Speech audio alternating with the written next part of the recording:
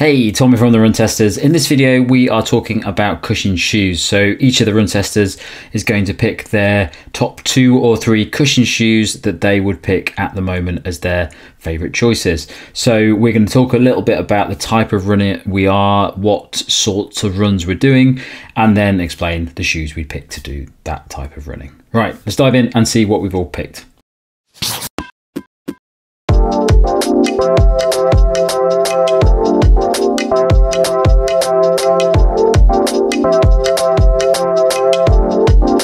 So when it comes to my cushion shoe picks, I tend to have a couple of cushion shoes I might use, and for the most part throughout the year I don't tend to go for an all-out dedicated cushion shoe. I tend to use cushioned daily trainers instead, and that's because the training I do with my coach, most of the time if I'm not doing very high mileage, I will be doing a lot of easy runs that are kind of easy to steady progression runs. So I'll start nice and relaxed, I'll move through the gears a little bit, still won't be running very fast at the end, but I will be pushing more towards steady paces, just increasing that pace a little bit, and I really value a versatile cushion shoe as a result that has a slightly lighter feel and can cope with those changes of pace well.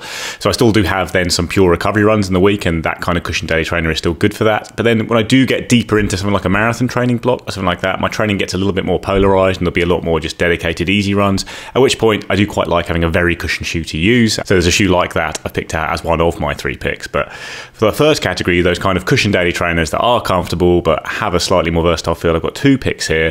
The first is the classic, the one I pick all the time, which is the Puma Velocity Nitro 3. This is a shoe just works very well for me. It's got a really good fit for me because it's quite a narrow shoe. I have a narrow foot. It just ticks over very nicely and naturally at a range of paces for me. It's got outstanding outsole, which means I can use it on canal towpaths and in the forest on light trails for most of the year. And it's really good value as well. Like, it's got a pretty low RRP, but then it's often in sales as well. It's a shoe that I don't really ever have to think about too much. I can just put it on, go out for a run. It's great for flat out easy runs, I find. Good for long runs, and it's good for moving through the gears as well. They've got this dual density midsole on the shoe with a nitrogen infused top layer, and it just means it has a good feel at a range of paces. That top layer does have a bit of bounce and response when you are moving a bit faster, but at the same time it's not an overly soft shoe, so it's reasonably stable and durable enough thanks to that bottom layer as well. So the shoe just works really well for me. It has since the original Velocity Nitro. If I'm looking at a higher drop shoe in particular, this is the one I would stick in my rotation.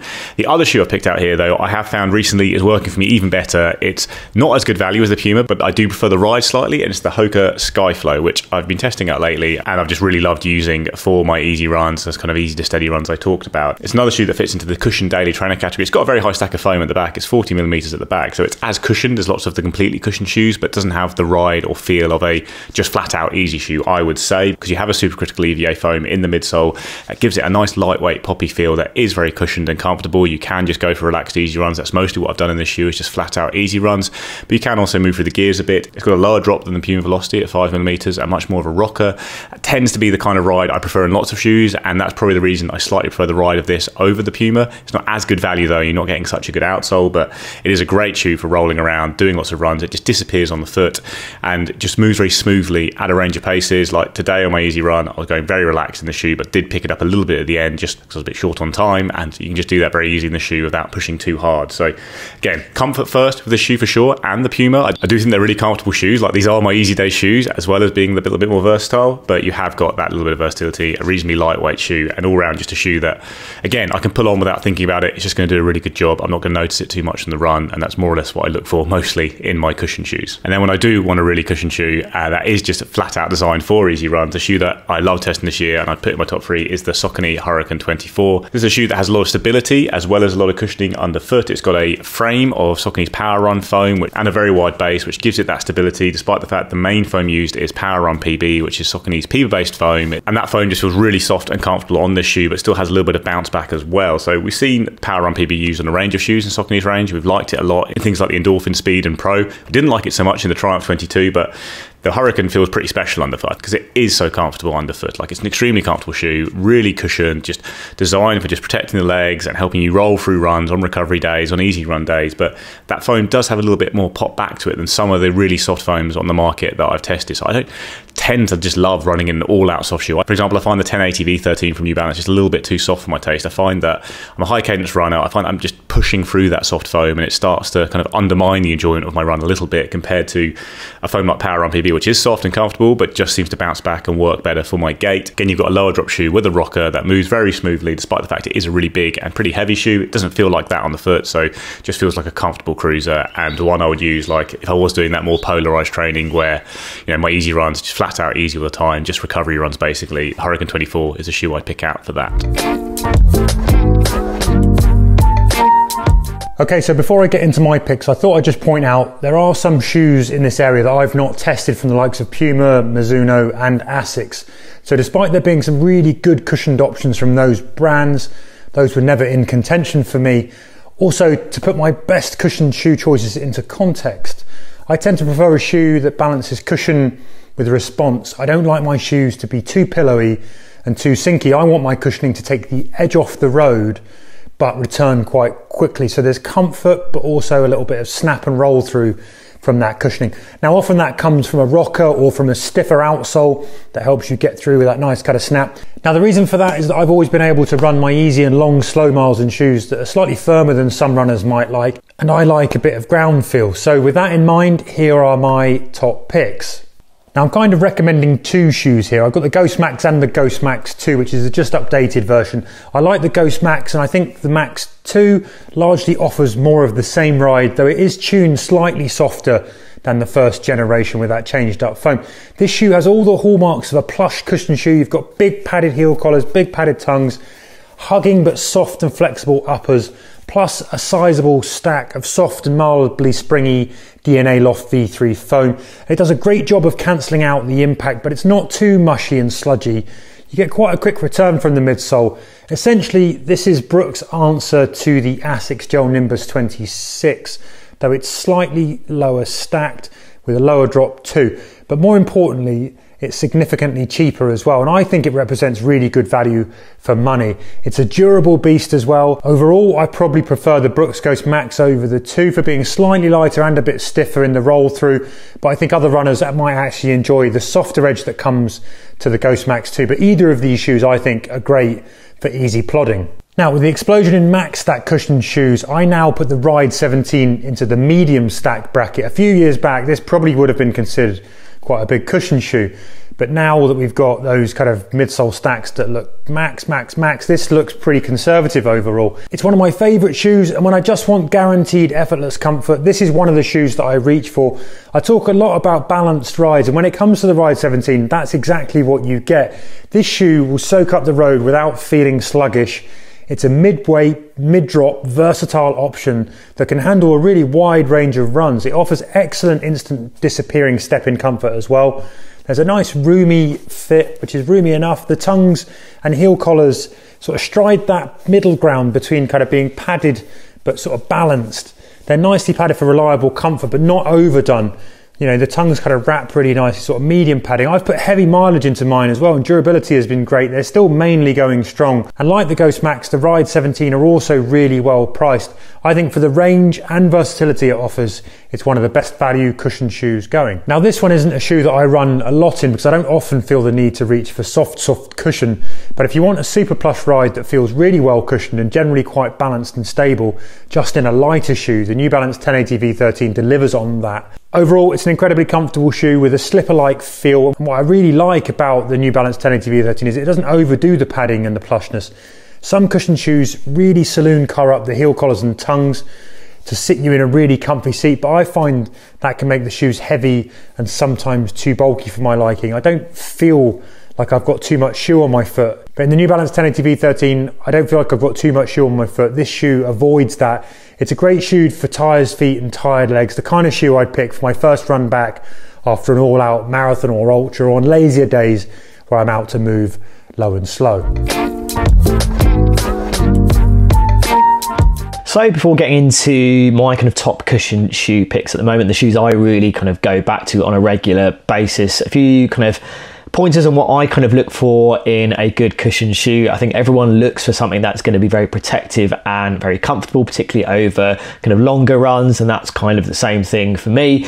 I think definitely there's some key things that I look for. I think particularly from a kind of midsole point of view, I do like something that's a little bit on the plusher side. I don't like it to be too overly plush, too overly wild. I do like that kind of wildness to be tempered a little bit for me in terms of the ride. I do like there being a little bit of a rocker. It doesn't have to be a super aggressive one, but something that is giving you something that kind of just is going to roll you through those kind of runs in a gentle but very purposeful way. I think that's a really nice feature to have as well.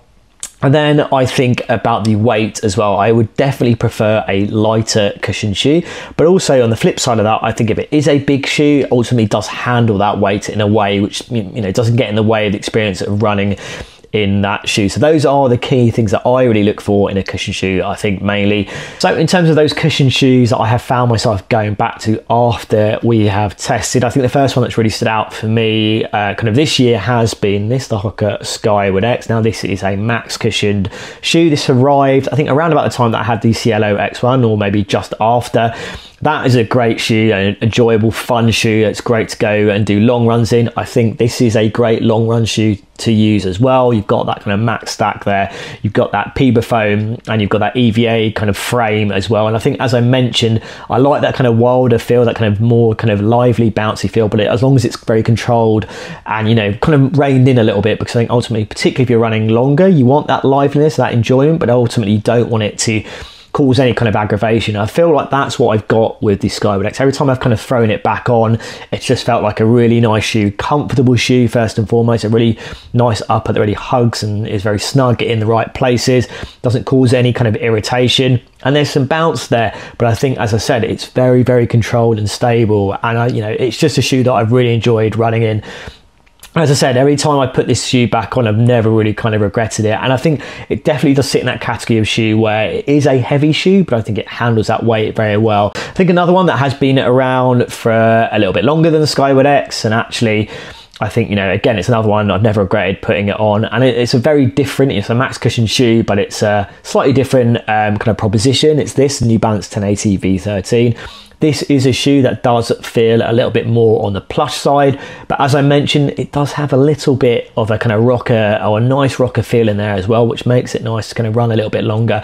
I think, you know, it's a shoe where I would probably want to be doing kind of max kind of 10, 11 miles in it, I think, and below that it feels really comfortable to do that. And I really like the combination of the weight, what you're getting in terms of that midsole, the little rocker kind of feeling you're getting, that's just enough there, and generally just feeling like a very durable shoe to, you know, eat up a lot of your running time. So that's a New Balance 1080 V13. And then the last option I've gone for is a slightly different cushion shoe, not a max cushion one, but I think one that offers a little bit more maybe versatility compared to those two other shoes, and that is the Puma Velocity Nitro 3. Now I could probably put the Velocity Nitro 2 in here as well too, because I think it still really stands up, and it really is about the kind of slight upper changes, where I think with the Velocity Nitro 3 maybe hugs a little bit closer, feels a little bit more supportive around your foot, but ultimately in terms of that experience, what you're getting in the ride, in terms of that kind of tough, kind of durable outsole that allows you to probably kind of run a little bit off-road with it as well too.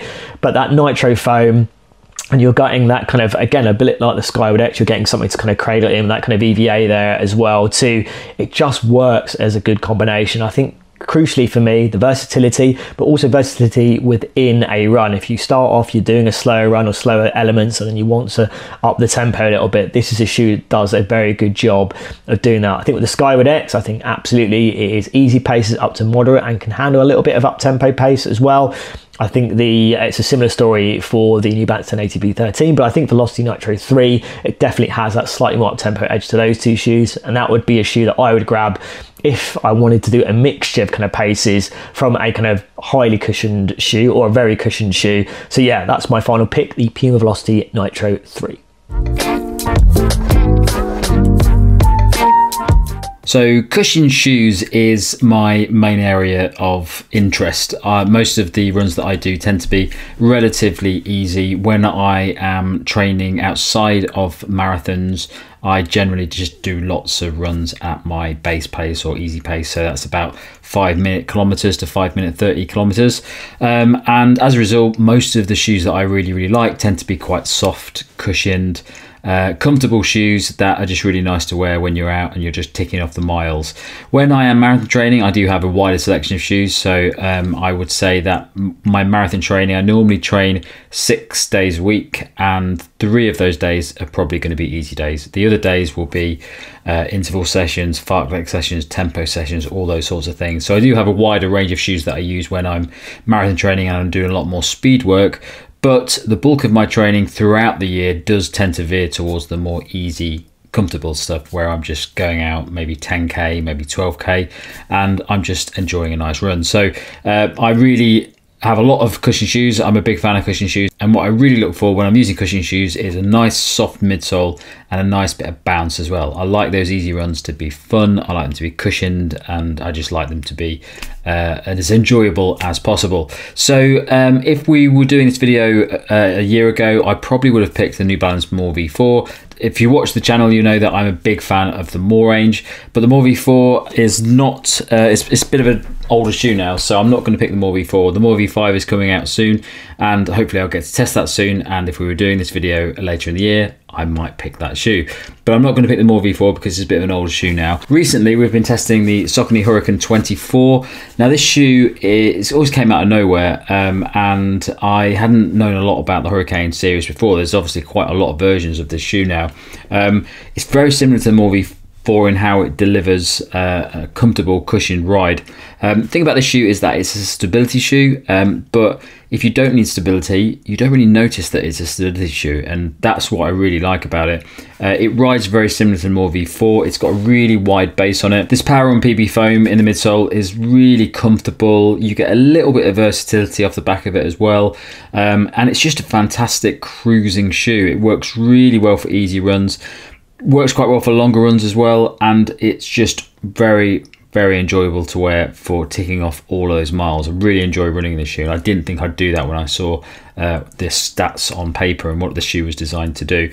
The other thing about the shoe is that stability. So if you don't need stability, then you don't really notice it's a stability shoe, but if you do need stability, it's pretty good as a stability shoe. So when I've been running in it, my legs have got tired, I do notice that stability kicking in when I start to pronate a little bit. When I try to pronate when I'm testing the shoe, I do notice that it does have a very stable ride, nice thick midsole, but also it's got these high walls that really hold the foot in place very comfortably, but it rides like a cushioned, efficient shoe. So at the moment, it's probably the best option I've tested for those easy recovery longer runs where you want to have a nice comfortable run. So the Hurricane 24 is my top pick at the moment for cushion shoes. My next pick at the moment is a shoe that there's a new version coming out soon, the 1080 V13. Now this shoe very much is skewed towards easy sessions. That midsole foam is very different than what was in the previous 1080 V11, V12. Those shoes were very balanced. They were quite a workhorse shoe. They weren't too soft. You could use them for lots of different types of training, but also because they weren't very soft, they weren't that enjoyable to run in. I never really enjoyed training in those shoes. I very rarely used them.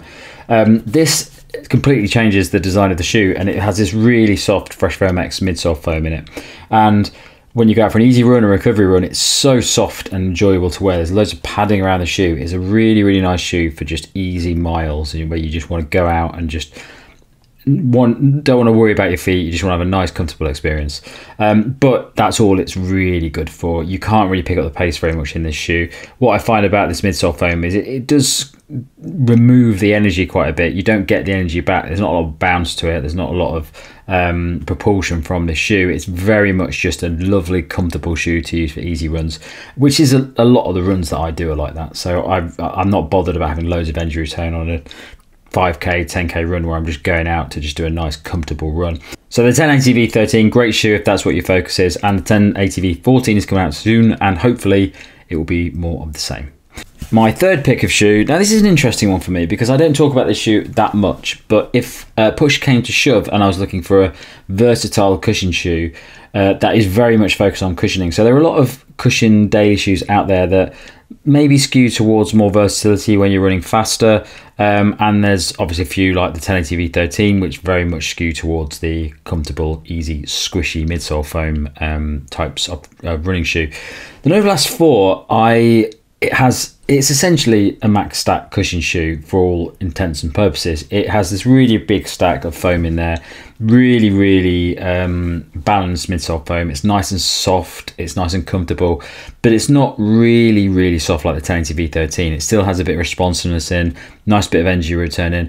It's a very balanced shoe. So if I was going on holiday and I knew that I had to do some interval training, or if I had to do some tempo sessions, or just wanted to run a bit faster when I was away for a couple of weeks, Novalast 4 is a great option because it will do all of those easy runs that you want to do like a cushioned easy shoe, but you can do a bit more in it. That midsole's got a little bit more responsiveness, a little bit more energy in it, and it's definitely a good option if you want a lot of cushioning, but also you want a shoe that maybe is your one shoe that you will mainly do cushioned easy runs in, but you want to be able to do a bit more if the need arises.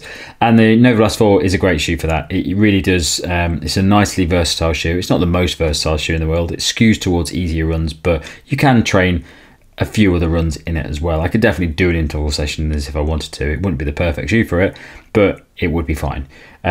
Whereas things like the Saucony Dolphin Speed 4, that's a versatile shoe that skews towards the faster stuff. It's not, you can do easier runs in it, but then it's not great for easy runs. It's a little bit firm. It definitely works better at the faster stuff. For me, this is the opposite. This is a cushion shoe that can do a little bit more, and it's just very nice to have in your collection because it can do a lot of stuff. So they're my picks for best cushion shoes at the moment.